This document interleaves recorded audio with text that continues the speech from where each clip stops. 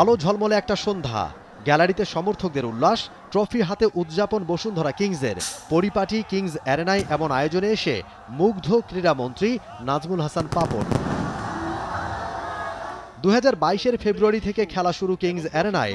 Bashundhara sports কমপ্লেক্সের একটা অংশ এই ফুটবল গ্রাউন্ড। শুরু থেকেই সৌন্দর্যে অসামান্য। প্রিমিয়ার লিগের সবচেয়ে সফল দল বসুন্ধরা কিংসের হোম গ্রাউন্ড। এখন পর্যন্ত অসংখ্য ম্যাচ অনুষ্ঠিত হয়েছে কিংস অ্যারেনায়। বেশ কয়েকটা ইন্টারন্যাশনাল ম্যাচ আয়োজনের অভিজ্ঞতাও হয়ে গেছে নয়নাভিরাম এই মাঠের। ঢাকার ফুটবল মাঠে যখন দর্শক খরা, তখন কিংস অ্যারেনা দেখিয়েছে ভিন্ন চিত্র। ঘরোয়া কিংবা আন্তর্জাতিক ম্যাচে সবসময় দর্শক উপস্থিতি থাকে প্রশংসনীয়। এখানকার মনোরম পরিবেশ, অত্যাধুনিক সুযোগ সুবিধা দর্শকদের আকর্ষণ করে।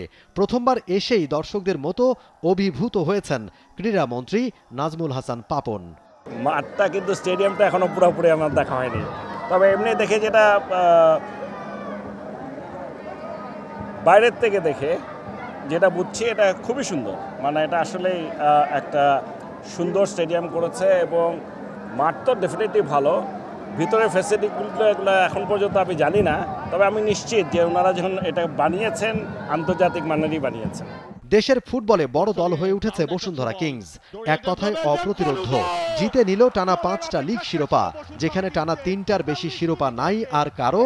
নতুন দল হয়েও এমন সাফল্য দেখাচ্ছে কিংস, সেখানে অনেকটাই পিছিয়ে পড়েছে ঐতিহ্যবাহী ক্লাবগুলো। কিংসের এমন সাফল্যের রহস্য জানালেন Nazmul Hasan Papon.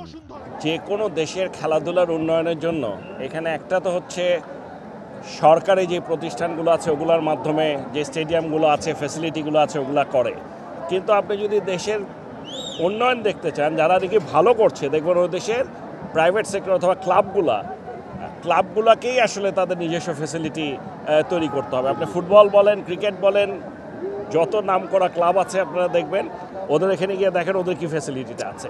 So unfortunately private সেক্টরে আমাদের এই ক্লাবগুলো এখন পর্যন্ত ওই রকম জায়গায় আসেনি।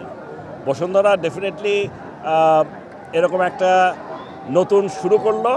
এটা দেখে আমি মনে করি যে অন্য যারা আছে তারাও উদ্বুদ্ধ হবে এবং তাদের ইনভেস্টমেন্ট ছাড়া শুধু সরকারের উপর তাকিয়ে থাকলে হবে না, তাদেরকে সকলকেই এরকম এগিয়ে আসার চেষ্টা করতে হবে। এবারের প্রিমিয়ার লিগে 3 ম্যাচ বাকি থাকতেই শিরোপা জয় নিশ্চিত করেছিল বসুন্ধরা কিংস।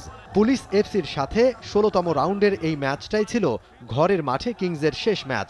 তাই ম্যাচের পরে আনুষ্ঠানিকভাবে শিরোপা তুলে দেওয়া হয় রবসন রবিনিও, তপু রাকিবদের হাতে। মবিন রোহন, টে স্পোর্টস, ঢাকা।